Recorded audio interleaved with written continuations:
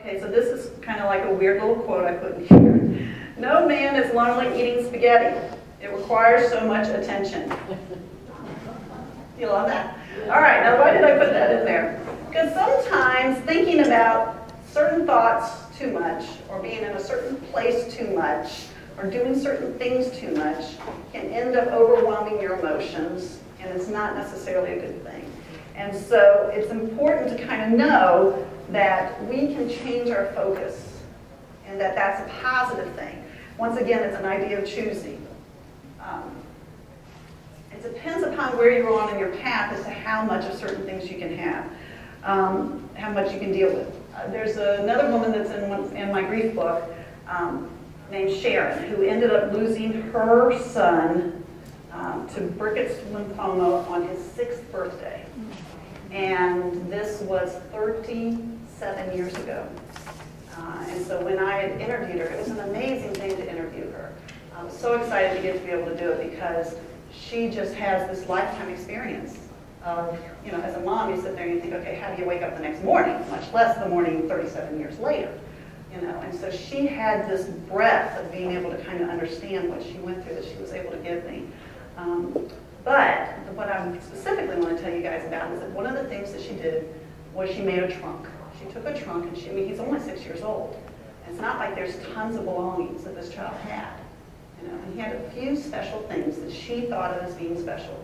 A toy, a blanket, a couple of pieces of clothing, a hat, and she put them in a trunk. And now she's got other kids. And so as she would, this kind of became her place. And she would go when she would do very, very deep grieving, and she would go to this trunk and she would open it up and she would hold these things and she would sob. But over time, she did that less and less. And at times, she would recognize, I can't be going to the trunk. I got to be a mom. You know, I can't go do that now. I can't go over to that place, and I can't get emotionally into that place. I have to leave that aside, you know, and I have to go and be the mom and be the wife and do these other things right now. But then she had this place, which was the place that she could go when she did that. You know, the important thing out of all this is to understand that kind of process. It isn't just a matter of, no, I'm not going to go to the trunk. It's replacing things. And this is a concept that I teach. I want you guys to know I teach this when I do stress classes, when I do parenting classes, any kind of classes. We have the sense that we should just say no to things. But what we really should do is we should replace things. If this is something I should not be doing, what should I be doing instead? And so instead of going over to the trunk, I'm going to go and bake some cookies for my kids. Instead of going to the trunk, I am going to go and work out in the garden. I'm going to what? I'm going to replace that behavior. Sometimes when we think a lot about, I'm not going to do this, I'm not going to think this, I'm not going to feel that, we put a lot of energy into that, it's almost like doing it. And so what's important to do is not to just stop doing something, but to find the new thought, to find the new behavior, to find the new thing to put in its place.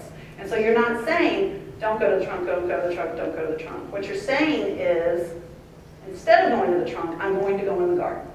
Instead of going to the trunk, I'm going to go to the kitchen and make cookies. Instead of, I'm going to do this instead.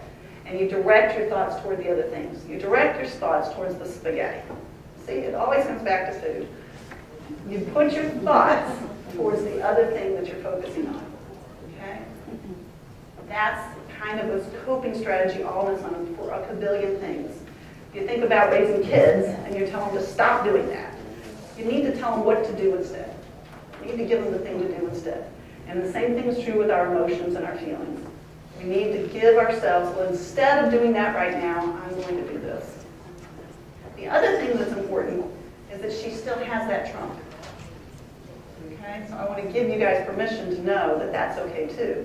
Now, she doesn't go there like she did 36 years ago, 37 years ago, you know, but it's still there. She said, sometimes I still go look at it, you know, and it isn't something that her husband does. This was never something that her husband did. This was just something that was for her. The trunk is still there. But, I mean, and I didn't ask her how often, but not often. I mean, you can just tell the level of healing and all that she's had. She's got grandchildren. She's got this incredible faith. But that was part of her spot. Yes?